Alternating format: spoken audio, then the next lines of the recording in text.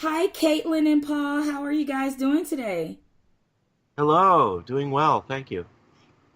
Thank you. Thank you for having us. This is great. I am excited to have you both here on the audio flow today because I did get a chance to listen to the book that we're going to discuss today, and I have so many questions that hopefully one or both of you together can answer them for me without doing any spoilers, of course, because we want other people to be able to listen to it.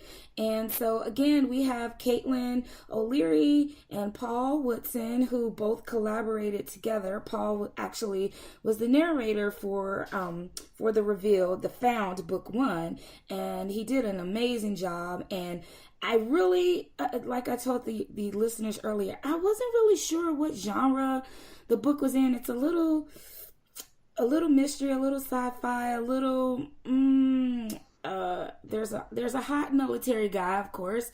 That's always fun. And so I'd love to know kind of where the idea came from for this particular book and series, Caitlin. Well, first of all, I consider myself more of an avid fan than a writer. I love reading. It's just, right now, my husband has hidden my Nook from me and my Oh, Kindle that's so because rude. Yeah, why would he do that? Yes. Okay. They're somewhere in the garage up high. I've actually searched the house for them. And so I know they're in the garage. I'm worried that they might be in the trunk of his car Oh and no. he's taking them to work with him. Mhm. So, therefore, I that tells you how much I enjoy reading. And so I love science fiction. I Mhm. love action and adventure. And I got this idea over time, just the idea of this girl who had basically amnesia Mhm. and didn't know where she came from, and people wanted her to tell them where she came from, and that's where Paul came in, and he did a fantastic job starting with scene number one, Mhm. Well, thanks. where I mean, this isn't a spoiler because you can read that on Amazon. That's page number one, where people are trying to get that information from her. Mhm. And so I like the idea of the action and adventure and military guys and bringing in some science fiction. And for me, I always like romance. Mhm. So you can tell I like all genres, all flavors coming together. Yeah, and we get a lot of that. And Paul, you were able to kind of tap into pretty much almost every genre you've narrated and combine that in one book. So, what was your process like, being able to get into the right mode and mood for each one of the characters in this book?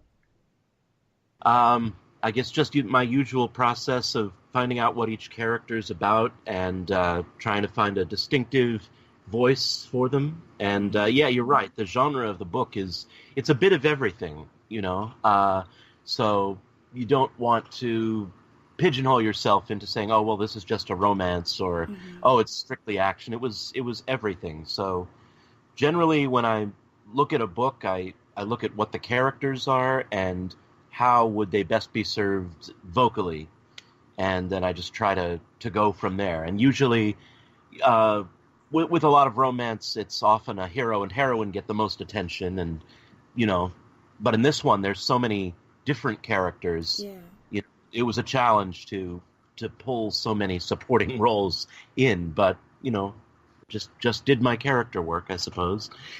Yeah, that's what you do, right? So, I Yeah. mean, what I love about this particular story, it's not really something that is normally my go-to genre. So, Caitlin, I will say this is my first sort of sci-fi book that I've had a chance to listen to. So, I guess you deflowered me in that aspect. So, I appreciate you. Thank you. Well, and what I tell my fans, because I write a lot of romantic suspense with military themes, and I'm telling them that this is paranormal romantic suspense with military themes. Yeah, I mean, it kind of is everything. It's, I mean, that's why I was saying I wasn't sure if it was considered paranormal, sci-fi, fantasy, romance, military, something. But we just like to call it a smorgasbord. And what makes that great is that if it can draw the attention of people of different audiences. So it's not just people who enjoy a military romance or people who just enjoy sci-fi or some type of thriller. You can kind of pull from each audience, and there's something in there for everybody. And so that's kind of why I was drawn to it. And so you said that you are an avid reader. Your husband has hidden your Nook and your Kindle. A bad husband. You can't do that. So when did you get the bug to begin writing? I mean, after, how long have you been doing this, and when did you decide, okay, I'm going to take my love for reading and kind of transform that and use it to writing? Well, I worked on and off for Verizon for about 30 years. And then I was selling ornamental metals and decorative lighting to casinos in Las Vegas. Rihanna has in her house a 5-foot wide 38 Magnum chandelier made out of Swarovski crystals. Wow. That I sold to her. Wow. So, right. So, I do a lot of marketing and sales as well as writing, and that I had gained knowledge of from my business career. But I always wanted to be a writer. So what happened is I had some downtime in all the hotel rooms when I was selling chandeliers, and I'm like, I'm going to write this book. And I wrote the first draft of this book and sent it out. And one of the publishers said it was going to take 1 to 6 months before it would be it would sit on the acquiring editor's desk. Well, I'm not a patient person. And 1 to 6 months was just going to take too darn long for me. So what I did is I went out and I determined what was selling and what people were buying. And I saw that everybody was buying Menage books. So I read 20 Menage books, kind of figured out the formula, and wrote one in 6 weeks, and it got accepted relatively quickly, like in 2 weeks. Wow. And I wrote 5 Menage books in a year. And that was my Fate Harbor series.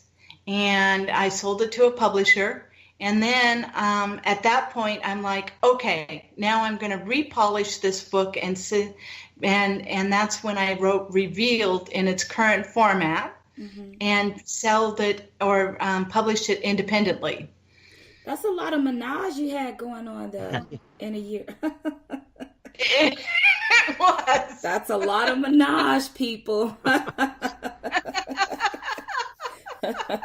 She's turning red. I'm looking at her on the video. Oh, funny. What's even better, Jocq, is my 85-year-old dad. So the first time I published was the first book was Trusting Chance. So my 85-year-old dad calls me up and he's like, so I want to read your book. And I'm like, no, you don't. And he's like, yeah, I do. You just got published. This is really exciting. I want to read your book. And I'm like, no, Dad, you don't. And he's like, yeah, I do. And I'm like, Dad, this is a Menage book. It's the love between two men and a woman. And he's like, okay, but I want to read your book, Caitlyn. And I'm like, well, Dad, they're going to show their love physically in the book. Yeah. And now, Jocq, how colorful can I be on this? You can this be audio? as colorful as you like to be. Okay, so I'm saying to my dad, it's the love between two men and a woman, and he's like, well, okay, but I still want to read your book, Dad. They're going to express their love sexually. Okay, I still want to read it, Dad. They're going to go to bed together, and she's got 3 orifices, and they're going to fill 2 of them, and one of them is not going to be her mouth.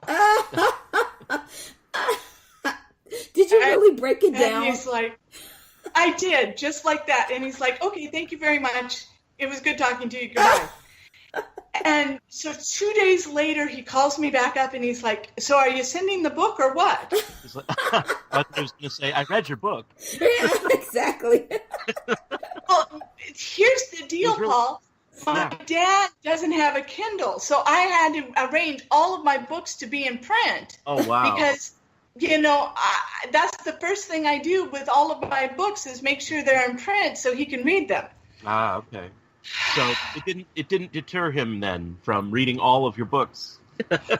Well, okay, since we can be open and honest, and this is our safe safe zone on this audio cast. Anyway, so book number 4 in the series, in the Fade Harbor series, might have gone a little more risque. There might have been some BDSM elements. Mm-hmm. Okay, so we had the spreader bar in there. The spreader that bar. book might have got lost in the mail. You just didn't send it to him. That's what happened. I didn't send it to. I just couldn't. I couldn't. That took me a minute to land, but I just got it. Yeah, it's like, no, Dad, I'm sorry. It was only 3 books. We just decided not to publish book 4. There's only 3 books in the series, Dad. But he lives in this retirement community, and he's passing these books out. And one of the ladies, when I went up there the last time, she clutched my arm, and she's like, I know there's no more books in the series. I looked you up on Amazon. Where is it? Here's my address. Send it to me. Because none of them have Kindles. None of them have Kindles. Yeah, but they like to read, and they want their menage. So don't deny them their menage, Caitlyn.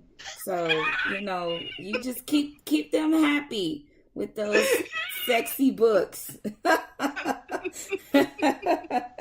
I love it. Yeah. So with the Revealed series, did you pass those out? Were they interested in reading those? Oh yeah. And then that first one, I don't know whether you blushed, Paul. That first one was kind of sexy, the Revealed one. It is, yeah. I've done all sorts of sexy stuff, sometimes under a pseudonym, but I don't blush usually. But it was pretty hot. I'll give you that. He doesn't blush usually, but that doesn't mean he doesn't blush. He just said usually.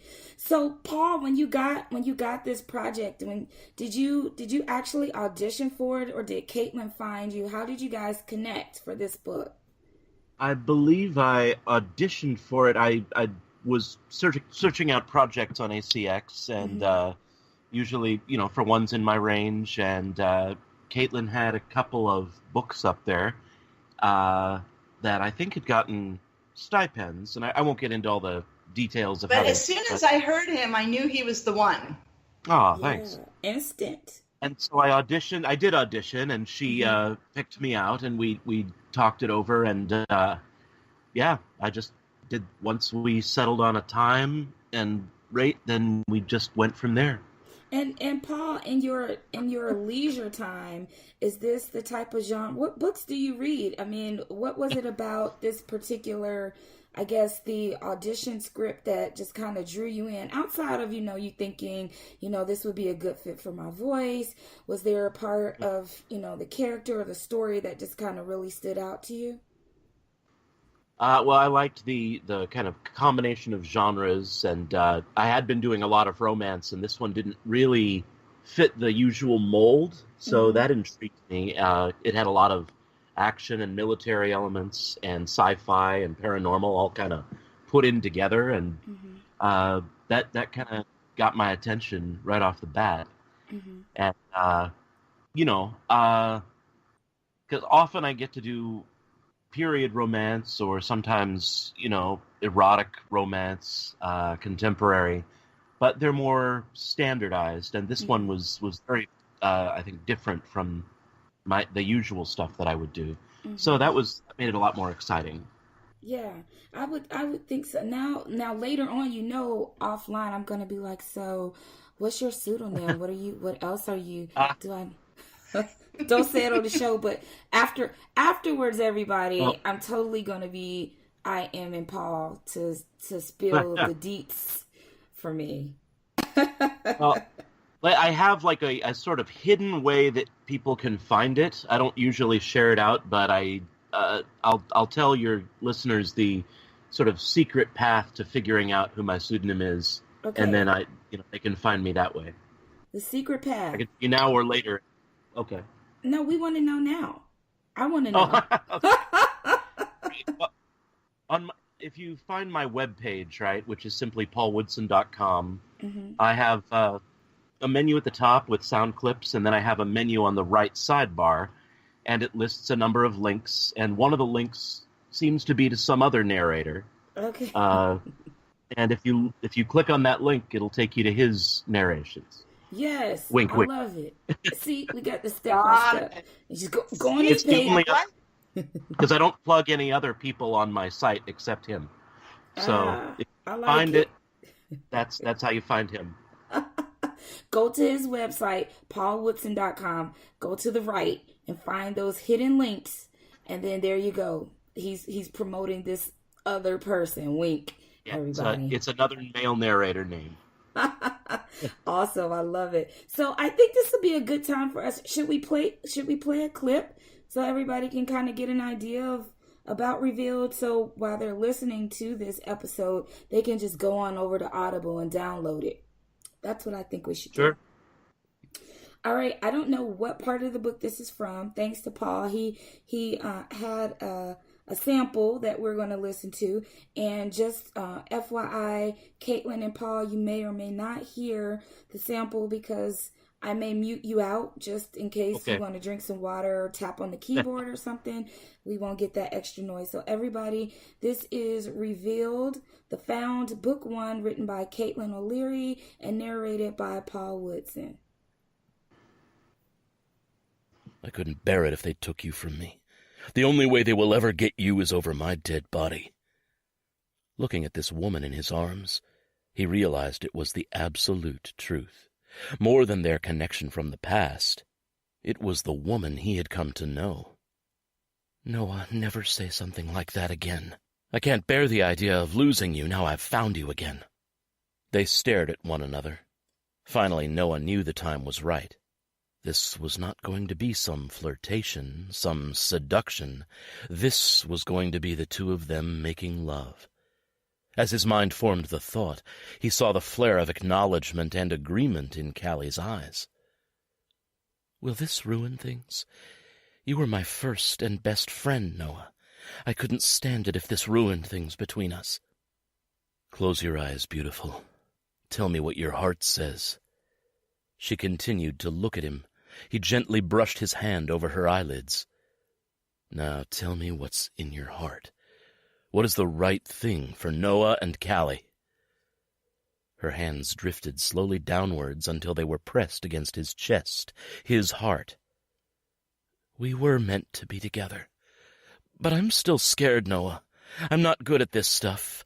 I'm afraid I'll screw up somehow. I'll mess up and destroy what we have. Looking at someone who had their eyes closed was enlightening. It was as if their vulnerabilities all came to the surface, and Noah could clearly see and feel how Callie truly felt this step would somehow shatter their relationship. As if anything could ever come between them. He wouldn't allow it. Not going to happen. You can't do anything to ever mess this up. He wrapped himself around her, his head resting on top of the fine silk of her hair, drinking in her warmth and the scent that was Callie. I know down to my bones this is the right step. We belong together, beautiful. They belong together. Ah, such a perfect clip.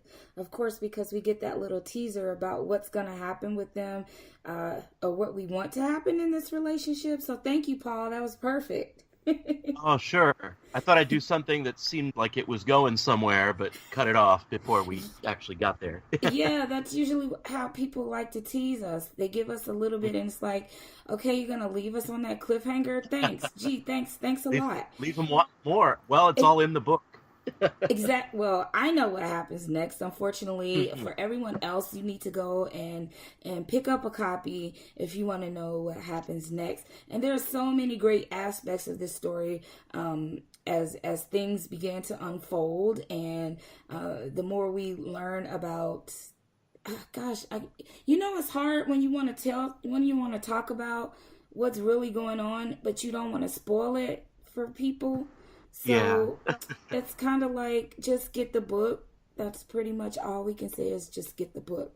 So Caitlyn, I'd love to. So there's a book 2, right? Is there a book 2? Yeah, there's a book 2 and a book 3, and I'm working on book 4 to have that come out in early 2018. Okay, but they're not on audio yet. They're not on audio yet. As a matter of fact, I've got people clamoring to have those on audio. So, Paul, we've got to talk. Oh, we should. I know we spoke at Romantic Times as well about that. It was so nice meeting you at Romantic Times. It was a great time. It was my first, and it was so great to meet you and the other authors I've worked for in person, because it's so often that we never would meet. Right. It was just to all be there together. Right. I love it. Did you guys take pictures? Oh, I don't think we got one, did we? No, we didn't. We should have. Too bad. Shoot. I got a picture with Paul, though, Caitlyn. You Don't did. be That's jealous. Right. That was at APAC, right? Yes. Yeah, you didn't go to RT, did you, Jocq? I didn't make it to RT this year because I was in the middle of moving from Arizona to Indiana. But I will be there. I'll be there next year, and then I'm sure I'll see you. I'll see you at the APAC next year, and I'll be in New York in October and November. So maybe I'll see you then. Maybe. Yeah. I'm actually going out of town right around that same time, so I might miss you, but right as the month changes over. But if you're here during the, while I'm still here, it would be great to see you. It would be wonderful. So yeah, we're hoping that you guys could get together so we can get books 2 and 3 and all the rest of them done, Caitlyn. So would it be wrong if I kind of gave you a deadline of when I wanted to have it out?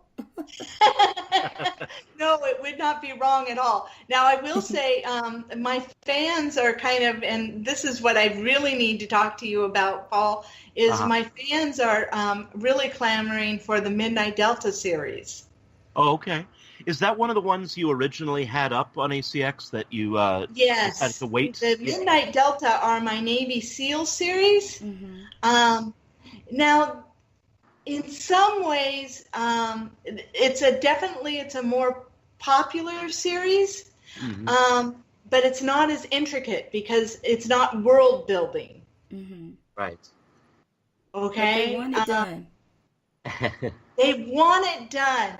Now, I like it because, I live here in Southern California, so I'm, it's not world building. Instead, I'm creating a diner here in San Clemente, close to where I live.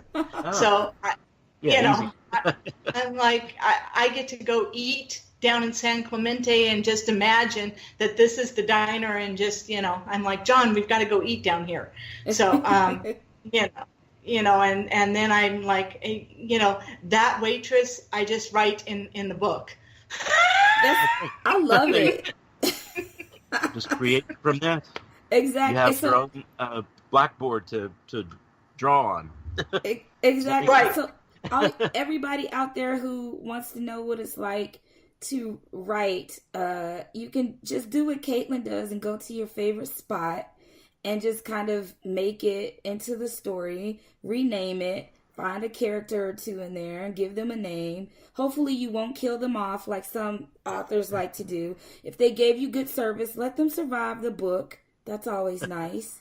And and then we just go from there. And so if you decide that you want to, write a character in your book named Jocq or Jacqueline, I'm totally okay with that. And or Michelle, by all means, go right ahead. And I like that idea. We'll have to talk. We'll have to decide exactly what kind of man you want. Oh, yes. See, you talking my language now. What kind of man do? We because we've got the dark and brooding kind. We've got the kind with the great sense of humor. We've got the kind, who's kind of young and needs to be taught things. No, I don't want him. Okay. I don't want to teach anything. I don't want to teach it. Paul, what's your favorite kind of male character to narrate? So that will help me decide what kind of man I want in the book. Nice. I don't know. I just did one that I actually enjoyed quite a bit, and he's very much a strong male, but he's also very sensitive and considerate of the woman in his life, and he's kind of intellectual, but he's also got this real fiery side. And I don't know. That's kind of me too in some ways. I don't know if I can live up to the romance stereotype archetype, but I'm also kind of that way. I'm passionate, but I'm also kind of an intellectual, and so I just did one who was kind of like that. He's very, very smart, but he's also very sexy. Yes, that's perfect, Caitlyn. That's it. Because every woman needs that intellectual stimulation along with the physical sexiness. So that's my guy, and if there's any listeners out there, that's what I want in real life too. So, and I'm very single. Like this show is about me, right? As I just put this plug out there. So yeah, I mean, so we start with the fictional world, and Caitlyn's going to hook me up, and then maybe that real guy will come along somewhere. So yeah, let's work that out. We hope so. Indiana area. Oh, I don't care. I can travel. Okay, good to know. Good to know. I like California and New York. So, Paul, you too. You just, get on out there and you guys do some matchmaking. All right. We'll do our best. We're going to help you. I believe in putting it out in the universe, so writing it out to begin with, okay, yes. helps solidify it. Okay. So, are you telling me I should write it? No, I can write it for you. Okay. I can have a character named Jocq, not a problem. See? Oh, that is so sweet. And Paul's going to narrate? And I'll narrate, sure. I'll put it in audio form. See, I just put all of that together. See, my job's done. I love it. I love it. So, Paul, what are you currently working on at the moment? Let's see. In the romance genre, like I said, I'm continuing with Kira Montclair's Highland series, and so I've done quite a bit of Highland romance and period romance. That's usually because I've got a lot of accents under my belt, and I grew up early in my life in England, so I have access in the back of my cranium somewhere to those accents. So nice. So the one I'm doing for her now is called Kyla, and I've already done about 10 of Kira's books, Kira Montclair's, so anyone who wants to listen can go find those. And then I also I do quite a bit of work now for Melissa Foster, who writes contemporary romance. And I just finished recording Carson, Bad Boys Carson, and that should be out on Audible in the next week or so. And that was actually the kind of hot but smart figure I was telling you about. He's one of 4 brothers, and she's written a book about each of the brothers. And Carson's story is that he and his he has a female friend. They were just friends in college, then they became lovers for a while, and then they broke it off, and then they haven't seen each other in like 10 years. And she comes back to New York to see about him, and it just they rekindle right away, and it's about that coming back together. And that one is one of my favorite character pairings, both the hero and the heroine. And it's just very modern day standard romance. I mean, very, very hot, I should say, very steamy. I mean, it actually gets kind of kinky in its own way as well. Oh, yeah. But, yeah. My dad should. I feel like I can't give away romance spoilers. It's like, ooh, what are they going to do? I can't tell you. Yeah, you can't. You just already alluded to it's very hot, steamy. It's a little kinky, and so we're all sitting here like, how kinky is it? And what's involved? And often some of that stuff goes to my pseudonym, but Melissa's books I've done under my real name, so you can find that. Anyway, that's Carson, Bad Boys. That is coming out soon, and I did Cooper and Mick and Jackson. These are all different characters in her various world that she's built, and all of those are different characters, but they all inhabit the same world, and they're all very, very hot books. Yeah. You can listen to some of the clips I've put out from them on my webpage, which has SoundCloud links, and I believe I have 2 of Melissa Foster's clips on that page. And a clip from Revealed, a different one than the one we just listened to. Oh, but I have nice. a clip from Revealed on my page as well.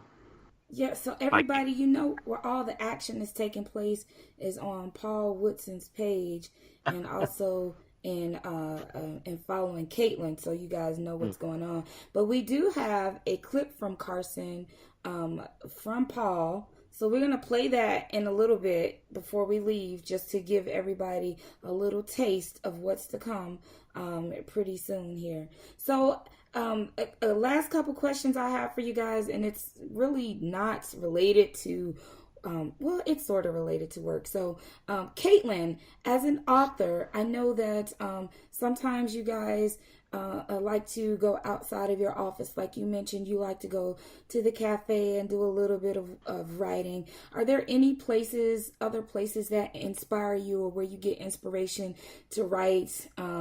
Like a beach. You're in California, or there's the mountains. Beach, but the beach. Well, the beach, but really what I do is I swim laps. We've got a junior Olympic-sized pool, and that's what I'm going to do after we're done with this this podcast. I've got to go swim laps. I'm jealous right now because... Yeah, me too. I'm in my little apartment in New York, and I don't know where the nearest pool is. Oh my gosh! I just know it's cold here. I mean, it's like in the 60s, so I won't be doing any swimming. But you swim those laps for me too. Okay, yeah. But that's how I get my I work out the next plot problems in my books is swimming laps.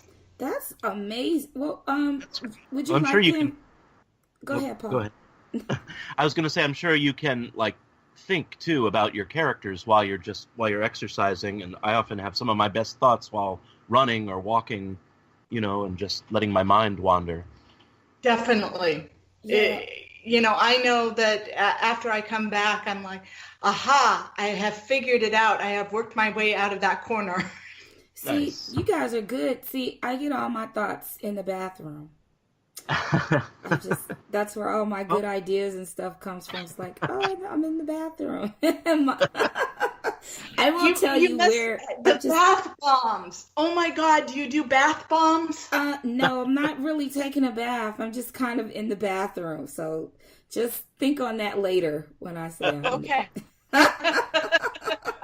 We've all had our bathroom thoughts, I think. Or, the shower. I hear a lot of people, you take showers, and I started writing a book, and characters seem to do a lot of talking. Maybe it's the water thing.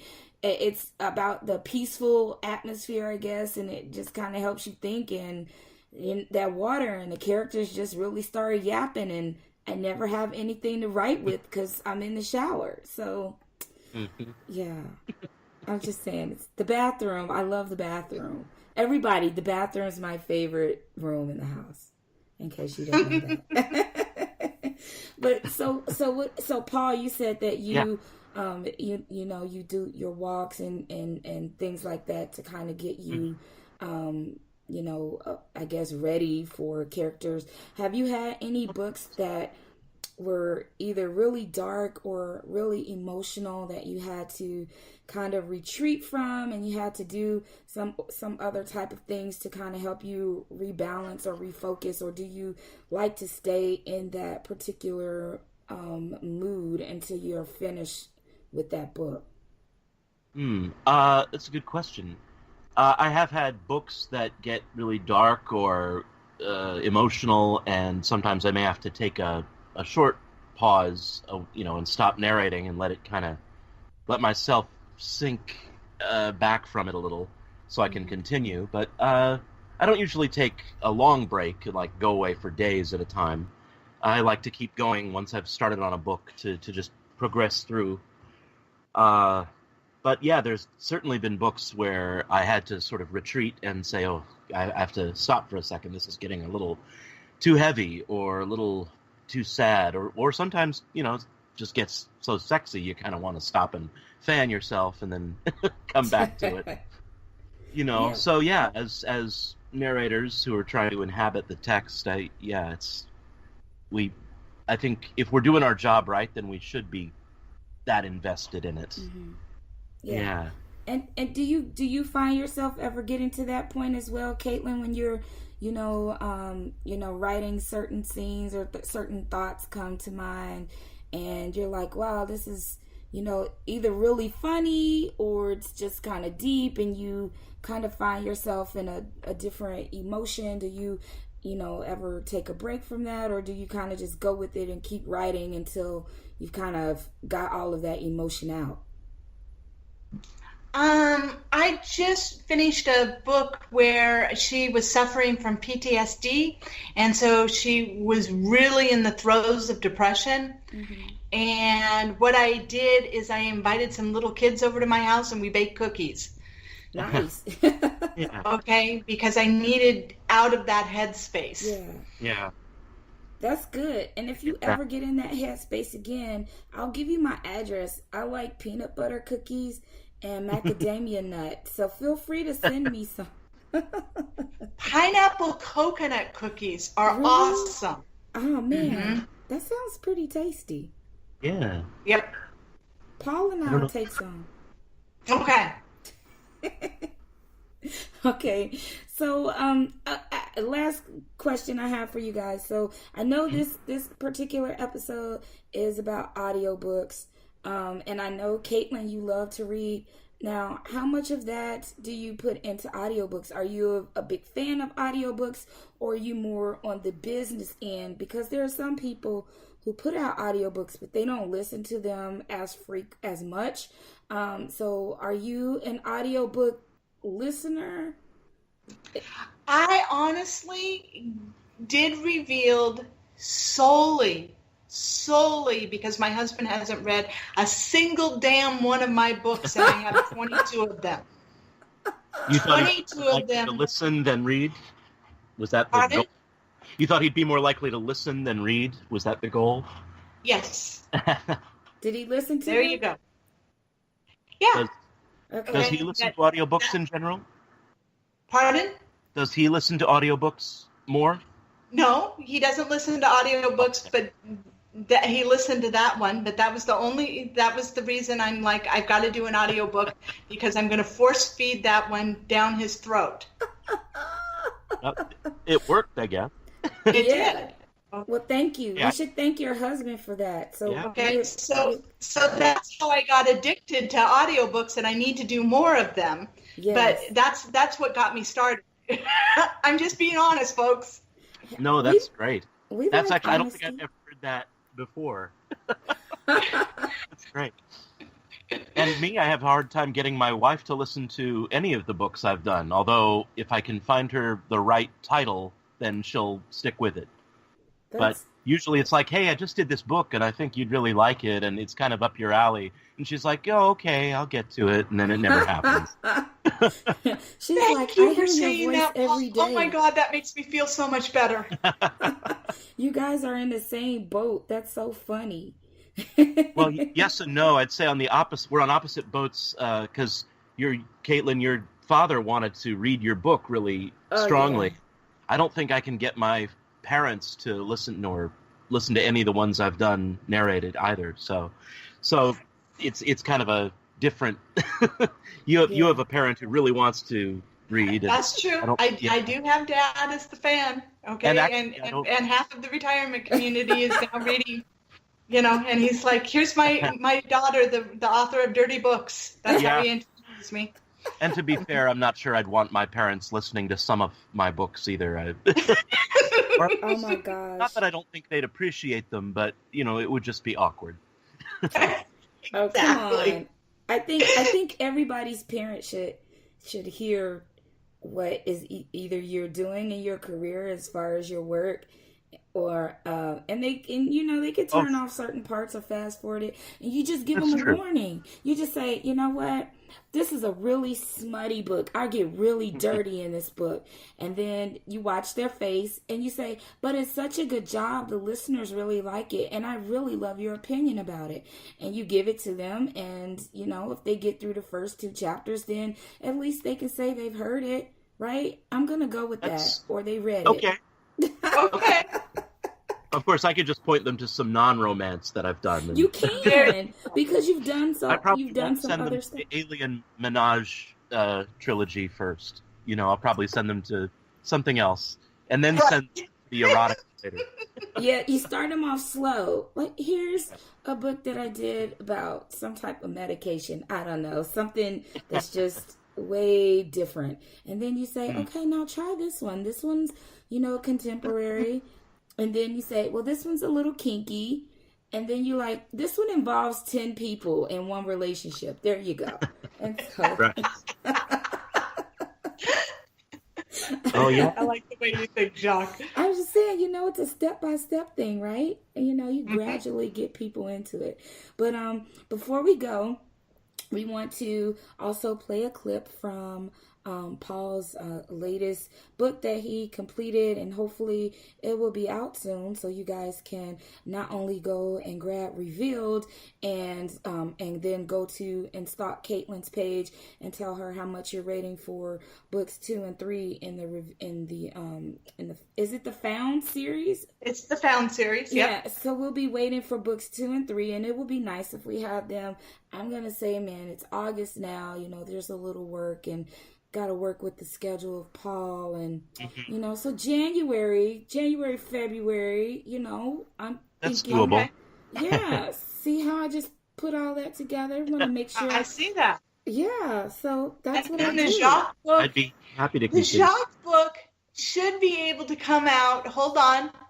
I think I could get that one out by March. Yes, that's perfect. I'll be going to Hawaii, so it will be so nice to be able to say, look, I'm a character in a book in Hawaii. I think it's for real, Jocq. Yes. Okay. I'm fist bumping the screen. You can't see it. Yes. Right. Yes. Paul, you next. You fist bump the screen too. Fist bump the screen. All right, perfect. All right, before we go, we're going to play this clip, Carson, which is, Paul, what's Carson's the name of the book, and tell us the series again. It's the Bad Boys After Dark series, or also known as the Bad Billionaires After Dark series, by Melissa Foster, and several of the other audios are already out in that series. So Carson is the latest one, and it's not out yet, but it should be in the next week or so. Well, it'll be out soon, everybody, so make sure you pay attention. But here is a nice sample that Paul gave us for Carson. She was giving him a signal now, turning her palm up. She was his, at least for tonight. And as heat rushed like rivers through his veins and he lifted her hand to his lips, trepidation stepped in. She'd broken him when she'd ended their sexual relationship and started dating, then married Keith, and he'd respected her too much to try to change her mind. He was older, wiser, but was he emotionally stronger? He placed her hand flat on his chest, silently telling her to leave it there as he caressed her thigh. "Tell me I didn't kill your marriage." "You didn't," she said, a little shakily. Memories of us did. Memories of them had ruined her marriage, the same way they'd ruined him for any other woman? He had so many questions, but she licked her lips, leaving them slick and enticing, unmistakable passion burning in her eyes, and his need for answers got lost in a surge of desire. She knew how much he loved her lips. He'd told her often enough, though only on Sunday nights. That part of their life had been kept separate from the rest, but she was giving him the green light now. She was here for 5 nights, and he'd gone without her for too long. He wasn't about to turn down her invitation. Her eyes darkened as he pushed his hand along her smooth, soft thigh and beneath her dress, feeling the rough brush of lace at the top of her thigh-high stockings, the soft expanse of her bare ass, and the sliver of a thong across her hip. He brushed his lips over hers, tracing her lower lip with his tongue. Her breath left her lungs in a needy sigh, and her fingers dug into his chest. "I never meant to hurt you." His hand splayed over her thigh, inching toward the heat radiating from her center. "I know," she said hungrily. Yeah, and it just stops. I know. I thought about applying a fade out or something, but I feel like I dislike those even more. So I figured I would just leave it right again at the. Am I teasing too much with those clips? Maybe. Because I'm sitting here like, I want to turn my ceiling fan on, but it's going to make noise in the background, and I don't have any water, and so I have to wait for this to come out now because that's all you left me with. So thanks. I know. Well. Sorry. You can listen to some of the other clips, but you know what? They all do kind of the same thing. They all kind of get, they start to get going and then they end. Yeah, that's just me. That's just me. It is. That's perfect, Paul. Good man. She's like, that's perfect. No, boo, it's not. No, it's fine. It's fine. Well, I thank you so much for that clip. Of course, we'll all be waiting for that to come out. We'll be waiting for the rest of books 2 and 3 in the Revealed, in the Found series. And again, listeners, if you've not picked up Revealed Found Book 1, you definitely want to go ahead and do that. Head on over to Audible. Be sure that you are also following Caitlyn. Caitlyn, where can we find you on social media? Look for me on Facebook, and you can also find me on Twitter. But Facebook, and you can PM me on Facebook. I answer all my PMs. And just so you guys know, it's Caitlyn, Caitlyn, not I-N, and O'Leary. And so, yeah, if you just look that up and make sure you spell Caitlyn correctly, you'll be able to find her. I don't think I'm following you on Twitter, but I will as soon as this show, as soon as we wrap up here. So make sure you follow me back as I smile. You got it. And Paul, how can we find you? Is the best way for us to go to your website to find all of your links? I'd say, yeah, that's the one good place to find all my links is paulwoodson.com. Where you can link to my other social media, and I have links to my Audible titles directly there, so it'll just compile the books I've done. But you can also follow me on Twitter. I'm at Paul_Woodson on Twitter, and on Facebook. I'm on Facebook.com/Paul Woodson Narrator. Okay. I do have a personal page, but I don't really take friend requests except from people I know. But anyone is welcome to follow my professional Facebook page, which just has my name and then audiobook narrator right at the end. Sounds good. Yeah. And I do, I always encourage people to message me, or if they want to ask questions or compliment me or send gifts, I'm open.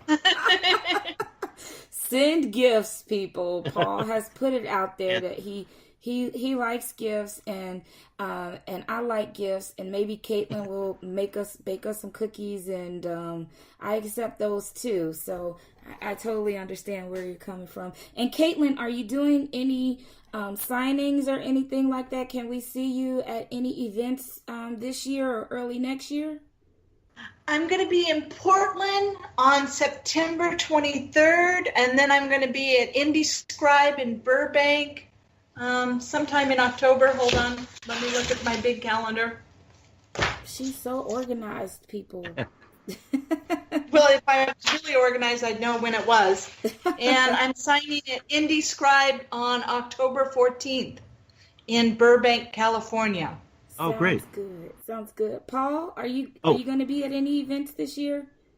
I think I've done my events for the year, going to Romantic Times and APAC, but I'm hoping to do maybe Romantic Times next year, Okay. and if not, then RWA instead. Maybe both, maybe one or the other. I haven't been to an RWA, but some narrators I know attended that down in Florida last month. It sounded like a good event. Oh, and I forgot to mention, if anyone wants to find my pseudonym titles, you can also find it on paulwoodson.com on the right-hand side. It's under audiobooks by blank, and that's your little clue. Awesome. I remember I love the by blank part. I think that's totally hilarious. But we thank you for... It's not really blank. I'm just, letting I know. Listen. Oh, okay. Yeah, you just won't I should say do that, though. I should say audiobooks by just blank on the page, no name. You should do that. I think X. that would be funny.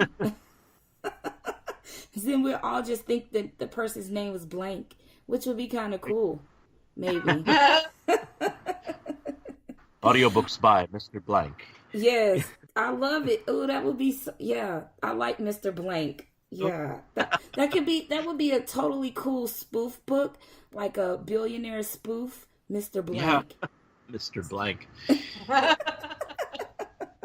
have good ideas when I talk to you guys. I should talk to you guys more often. That's great. You should. I'm gonna make that happen. I'll just be calling you guys just randomly and instant messaging and things like that, and then you'll help my brain come up with great ideas. So thank you. I appreciate you guys. Oh, you're welcome. Thank you so much. Thank you guys so much for being on the audio flow. Also, Paul Woodson is going to be a part of the featured voice. Paul, did we discuss that? I think we did. We discussed it. Yeah, we haven't set it up yet, but yes. We did talk about it. Yeah. So Paul is going to be a part of the featured voice. It's either going to be season 2 or season 3. So we are working on the logistics of that. But you'll get more inside information about Paul, more fun facts about Paul. And when that takes place, Paul will have additional books he's completed in his library. So we're looking forward to having him on the show. And Caitlyn, I'd love to have you back sometime next year when you finish I don't want to say my book, but when you finish that book in March, and also when you the other 2 books go to Audible, I'd love to have you back on the show if you want to. Woohoo! So yay. Sounds good. Yes. Again, everybody, thank you so much for listening to this episode of The Audio Flow. Please be sure to follow us on Facebook at The Audio Flow, on Twitter at _audio_flow, and also on Instagram at The Audio Flow. And you can also find all of our episodes of this podcast on iTunes, iHeartRadio, TuneIn, Google Play, as well as Spreaker and YouTube. So we are everywhere. Be sure you follow us, leave a comment, let us know what you thought about this episode. Thanks to my producer, Danielle at Dragonfly Productions, and also my assistant who keeps my head on straight. I love you guys. Until next week, remember, at The Audio Flow, listening to audiobooks never sounded so good. Bye.